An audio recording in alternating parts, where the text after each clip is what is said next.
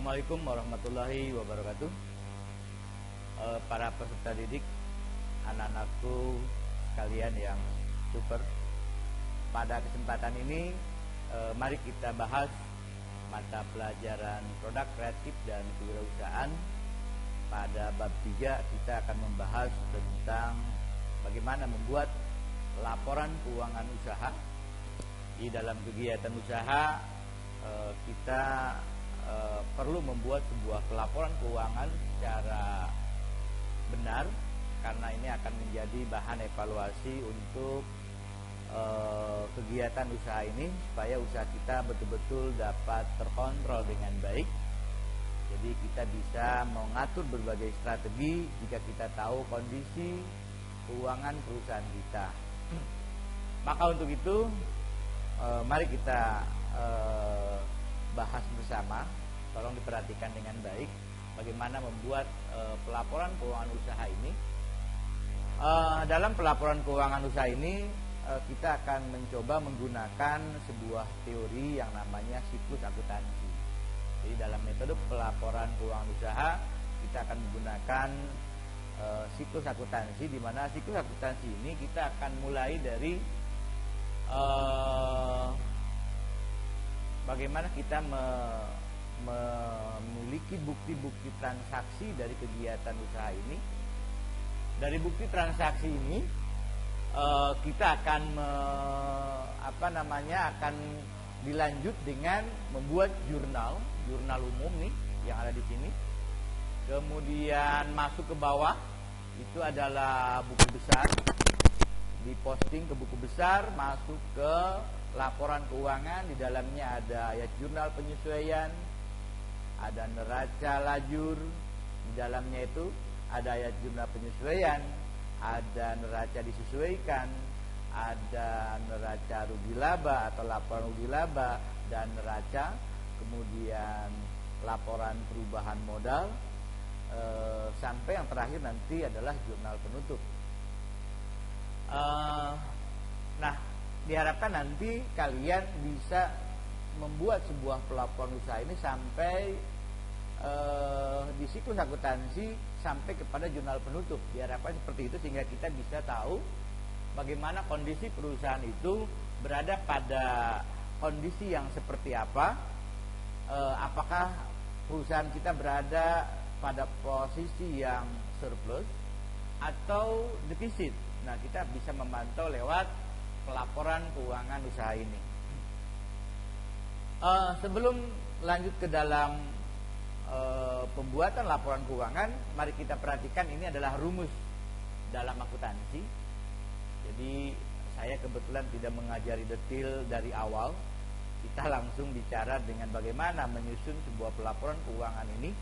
Kalau kalian jurusan akuntansi mungkin sudah paham betul, tapi untuk jurusan perkantoran, bisnis daring ya dan seterusnya mungkin perlu memperhatikan ini.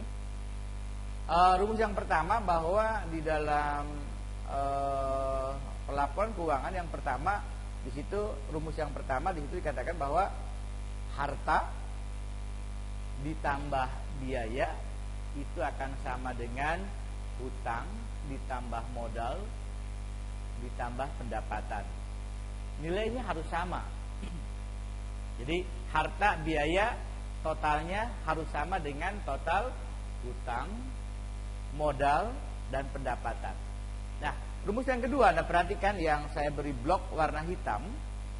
Di sini Anda bisa lihat ada di situ kelompok harta, kelompok hutang, kelompok modal, kelompok pendapatan, kelompok biaya. Nah, jika harta itu bertambah, Anda lihat di atasnya, maka dia akan ada di posisi debit, cara penempatan penulisannya. Dan jika dia berkurang harta ini, maka harus dicatat di kolom kredit. Saldonya debit. Kemudian untuk kelompok hutang, jika hutang bertambah, itu akan dicatat di kelompok kredit. Dan jika berkurang, ada di kelompok debit, saldonya kredit. Kemudian modal juga jika bertambah modal ini ada di kredit, kalau berkurang ada di debit, saldonya kredit. Pendapatan jika bertambah itu di kredit, jika berkurang itu di kredit, di debit, dan saldonya ada di kredit. Kemudian biaya, semua jenis biaya jika bertambah itu ada di kolom debit ya, yang ada di bawah. Kemudian jika berkurang ada di kredit, saldonya ada di debit. Nah, rumus ini akan menjabarkan posisi penempatan, dan ini merupakan prinsip bagi seorang yang melakukan pelaporan keuangan dengan metode akuntansi. Harus memahami ini adalah materi pokoknya. Kalau Anda nggak hafal ini, nggak mengerti dengan ini, Anda nggak bisa melakukan pencatatan dengan metode akuntansi dengan baik atau dengan siklus akuntansi yang baik. Jadi ini adalah kunci utamanya, ya. Jadi kalau Anda di sini salah, berarti Anda tidak memiliki pengetahuan dasarnya. Ini adalah rumusnya yang perlu Anda cermati. Baik, selanjutnya kalau Anda udah paham ini, saya akan lanjutkan. Yang berikutnya adalah langkah pertama dalam melakukan pencatatan atau membuat laporan keuangan adalah kita mengenal jurnal umum atau jurnal. Apa itu jurnal? Jurnal itu adalah sebuah catatan akuntansi permanen yang pertama, atau disebut dengan book of original entry, yang digunakan untuk mencatat transaksi keuangan perusahaan secara kronologis dengan menyebutkan akun yang di debit maupun yang di kredit. Itu arti jurnal. Tahapan dalam pembuatan jurnal umum, pertama Anda perlu mampu melakukan pengidentifikasian terhadap transaksi keuangan sesuai dengan bukti-bukti transaksi keuangan seperti kwitansi, faktur, bond, dan seterusnya, ya. Kemudian yang kedua, mengenal akun-akun yang terpengaruh dalam transaksi yang terjadi dan menggolongkan harta, utang, modal, dan seterusnya seperti di rumus tadi. Yang kategori harta itu apa saja, yang utang itu apa saja, gitu ya. Kemudian yang ketiga, Anda di situ perlu mengenali pengaruh yang terjadi terhadap akun yang terkait dengan transaksi, entah itu terjadi penambahan atau pengurangan. Kemudian yang keempat, memutuskan posisi setiap akun yang terkait dengan transaksi, entah itu di debit atau kredit. Ini kaitannya dengan rumus tadi pemahamannya. Kemudian yang kelima, mencatat akun, ya, dan saldonya ke dalam jurnal umum dari setiap transaksi keuangan yang terjadi sesuai dengan bukti transaksi yang ada. Jadi itu kira-kira tentang jurnal. Nah, bagaimana cara untuk membuatnya? Baik, saya akan berikan dalam sebuah contoh berikut.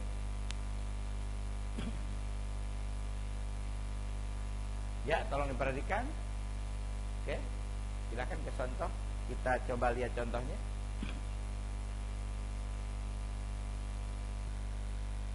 Baik, selanjutnya yang contoh tadi Anda bisa perhatikan di sini. Ini adalah contoh transaksi yang terjadi pada sebuah usaha, yaitu pada PT Sukses Jaya, dengan data transaksi yang Anda lihat di sini secara keseluruhan mulai tanggal 1 Oktober. Anda bisa lihat di situ. Oke, di sini Anda bisa lihat mulai tanggal 1 Oktober telah diterima setoran modal. Nah, berarti di sini transaksi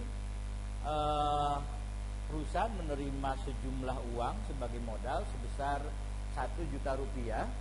Maka Anda bisa memperhatikan rumus yang ini tadi, bahwa perusahaan menerima uang 1 juta rupiah sebagai modal. Maka yang pertama di sini adalah harta. Harta berupa kas akan bertambah di debit, kemudian modal bertambah itu di kredit. Maka bentuk untuk jurnalnya Anda bisa perhatikan, jurnalnya cukup kecil sekali nih untuk jurnalnya.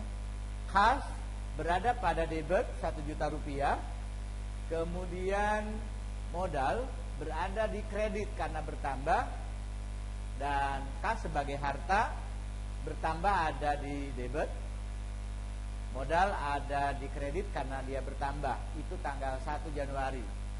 Kemudian kita lihat transaksi yang kedua, tanggal 3 Oktober dibeli bahan baku sebesar 500.000 rupiah ya.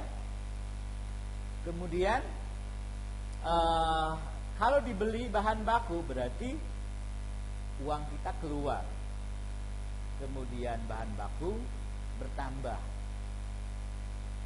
Dua-duanya adalah masuk kategori apa dalam rumus? Bahan baku itu adalah masuk kategori harta. Jadi di sini akan terjadi apa? Harta, uang dibelikan harta berupa bahan baku, harta berupa kas, uang keluar berarti berkurang. Di mana? Di kredit. Kemudian bahan baku juga harta bertambah. Di mana? Di debit. Berarti bahan baku berupa harta bertambah di debit. Jurnalnya kita lihat. Nih Anda lihat di tanggal 2, bahan baku ada di debit karena itu jenis harta bertambah berupa bahan baku, sementara uang kita keluar dipakai membeli bahan baku, kas berkurang. Harta juga ada di mana? Ada di kredit. Kemudian kita lihat lagi transaksi yang ketiga.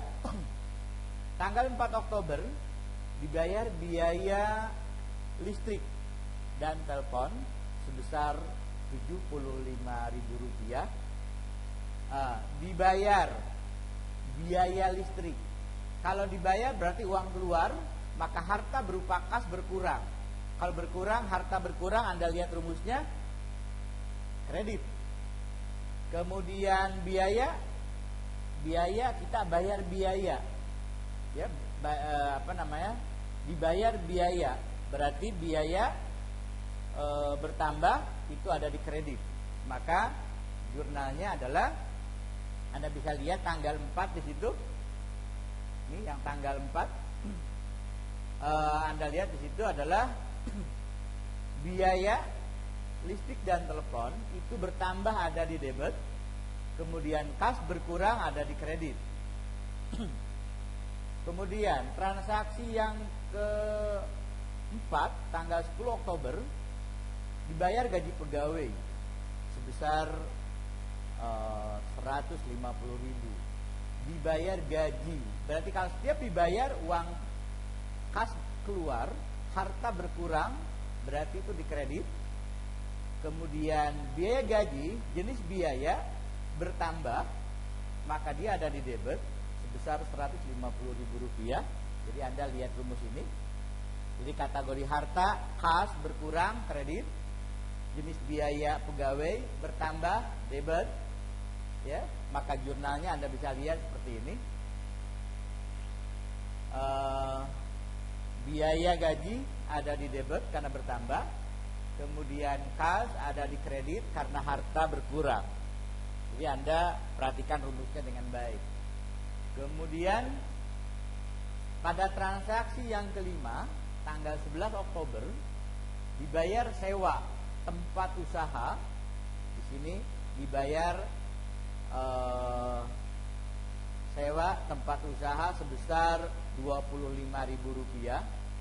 Maka setiap dibayar, saya katakan tadi, harta kita berkurang karena kas dikeluarkan, berarti ada di kredit.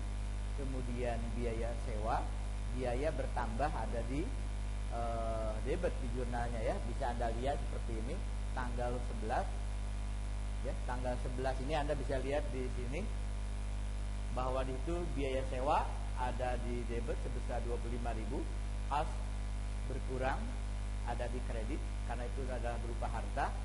Kemudian transaksi berikutnya Anda bisa lihat tanggal 13 Oktober diterima hasil penjualan. Kalau diterima berarti uang kita masuk, ada penerimaan, uang masuk. Kemudian penjualan di situ sebesar 800.000. Anda bisa lihat diterima hasil penjualan.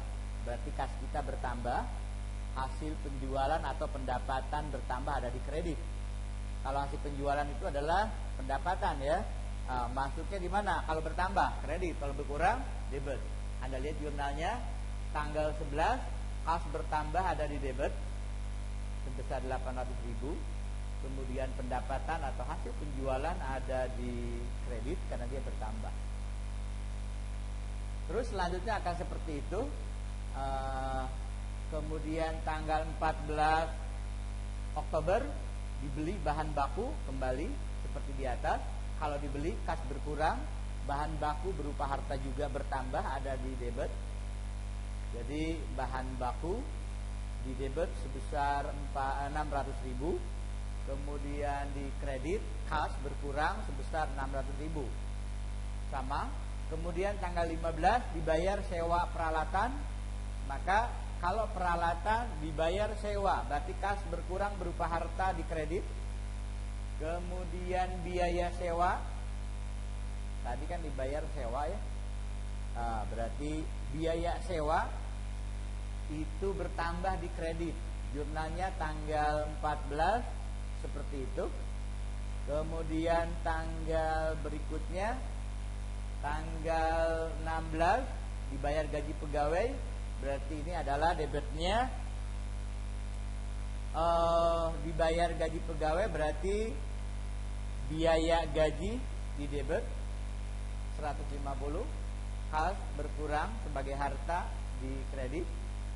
Kemudian tanggal 18 ini yang samanya saja, diterima hasil penjualan sama, dibeli bahan baku, dibayar biaya promosi. Nah, tanggal 22 dibayar biaya promosi sama, biaya promosi di debit karena bertambah, kas berkurang sebesar 100.000.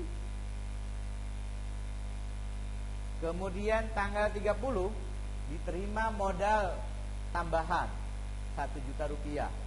Itu sama, modal itu masuk kategori harta, diterima kas bertambah debit.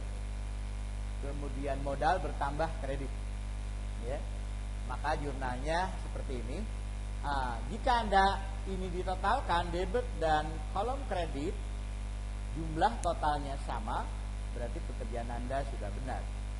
Tapi jika ada selisih, berarti Anda ada yang salah di dalam pengisiannya. Ini sampai di sini barangkali untuk pengisian jurnal.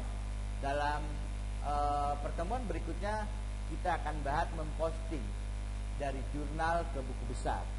Oke. Untuk sekarang sampai di sini dulu barangkali. Mohon diperhatikan dan nanti untuk dapat Anda mencoba, tugas akan saya sediakan melalui aplikasi Moodle. Jadi Anda nanti mengerjakan soal ada di Moodle. Kemudian hasil pekerjaan Anda dikerjakan di Microsoft Excel. Kemudian diupload ke Moodle yang sudah saya siapkan, sehingga pekerjaan Anda nanti akan dapat saya koreksi dengan baik pekerjaannya. Sampai di sini, terima kasih. Assalamualaikum warahmatullahi wabarakatuh.